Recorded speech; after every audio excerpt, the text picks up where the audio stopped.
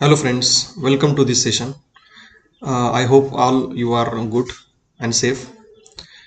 In the today's session, we are going to study one of the topic in the unit number 4, simple stresses and strain. The topic name is elastic constants.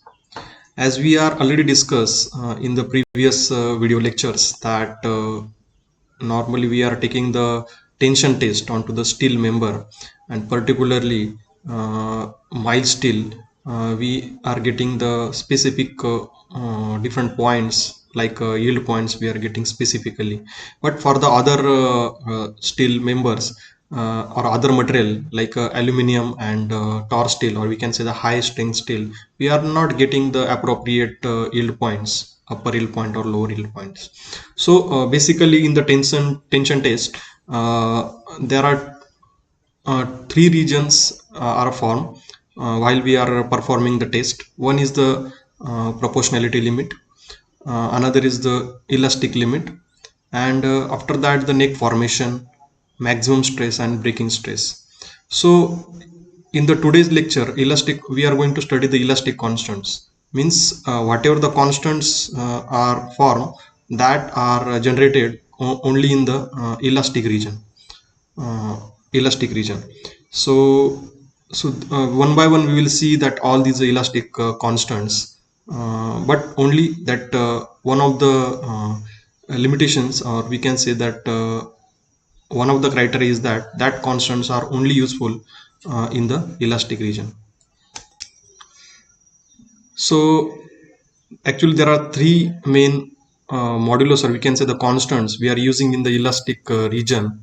That first one is the modulus of elasticity. So in the previous lecture we already seen that modulus of elasticity, that it is a ratio of the direct stress to direct strain, or we can say the linear stress to linear strain within elastic limits. So all these constants or elastic constants are applicable only in the elastic limits. So modulus of elasticity, modulus of rigidity, bulk modulus are the three main elastic parameters or elastic constant. Modulus of elasticity, it is also called as the Young's modulus. It is shown by symbol capital E, has been already defined as a ratio of linear stress to linear strain within elastic limit. Then next important elastic constant is modulus of rigidity. So first of all, the definition, it is defined as the ratio of shearing stress to shearing strain within elastic limit. So that one word is common for all these constants, that is the elastic limit. So this definition are only applicable in the elastic region or elastic limit. So that's why in the definition that word is included, that it is a ratio of shearing stress to shearing strain within elastic limit, and it is usually denoted by a symbol capital G or N. So in the most of the book, that modulus of rigidity shown by capital G symbol. So by the definition, uh, tau is directly proportional to the gamma. Means tau is the shearing stress, or shear stress is directly proportional to the shear strain. So tau is equal to, again in this particular, we are taking the constant G, that is modulus of rigidity. So tau is equal to G into gamma. So G becomes the formula tau divided by gamma. So shearing stress divided by shearing strain. So where capital G is the modulus of rigidity, tau is the shearing stress, and denominator gamma, or again one other symbol also use that phi for the shearing strain. So gamma or phi, that both of the symbols may use, that is the shearing strain. After that, the three-dimensional stress trait and generalized Hooke's law. So in the previous lecture we already studied the Hooke's law. So basically you can see this particular cube or block. In this, the stresses are applied on in all the three directions. So that x direction, y direction and z direction, these are the three dimensional picture block is there, and the stresses are applied in all the three directions. So sigma x in x direction, sigma y in y direction, sigma z in z direction, that are stresses are applied. Consider an element subjected to an normal stresses sigma x, because to the plane these stresses are normal to the plane. That's why this is called as the normal stresses. So normal stress sigma x, sigma y and sigma z is as shown in figure.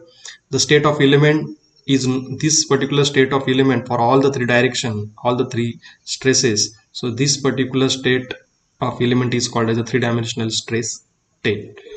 The stress sigma x produce tensile strain along x-axis, whereas sigma y and sigma z produce lateral compressive strain along x-axis.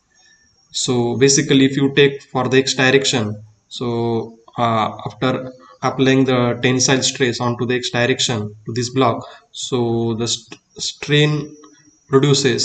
So in the x direction, the tensile stress produce, and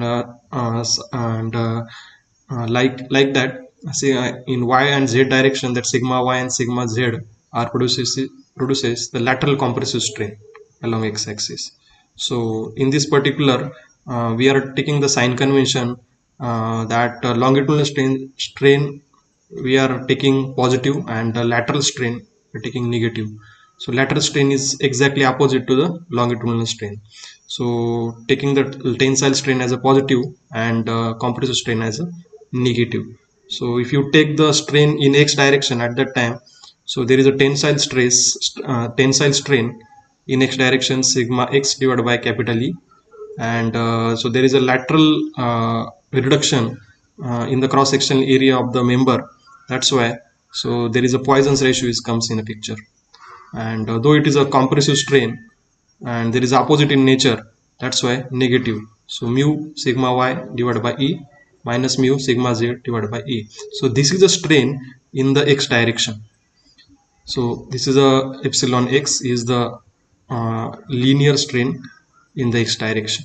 Similarly, in the y direction and z direction, the formula becomes epsilon y is equal to sigma y divided by E minus mu. Again, in the for the x and z direction, there is a lateral compressive strain. That's why the minus sign. So mu sigma x divided by E minus mu sigma z divided by E. So this is a strain in the y direction. So again, in the z direction, likewise, epsilon z is equal to sigma z divided by E. So there is a tensile strain is produced in the z direction. At that time, in the x and y direction, there is a lateral compressive strain. So that's why the minus sign is taken. So this equation becomes epsilon z is equal to sigma z divided by E minus mu sigma x divided by E minus mu sigma y divided by E. So above these three equations are formed of this. These are the strain equations in all the three directions. These three equations are known as generalized Hooke's law.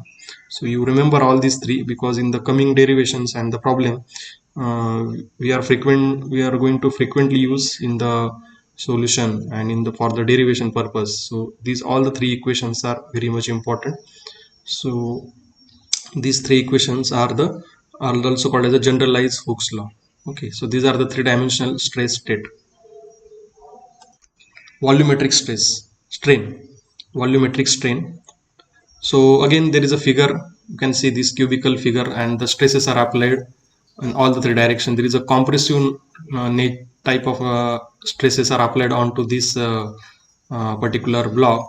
So in the x direction, there is a compressive sigma x. In the y direction, compressive stresses are applied, and in the z direction, compressive stress sigma z is applied. So when a body is subjected to three-dimensional stress state, so this is a three-dimensional state because in all the three directions there are stresses are compressive type of the stresses are applied, which causes change in the volume. Because of this all the three directions, so there is a change in the volume takes place without changing or distortion of the shape. So there will not be any change of the shape, only the change in the volume has been taken place because of the compressive type of the stresses are applied on all the three directions. Such stresses are called as volumetric strain.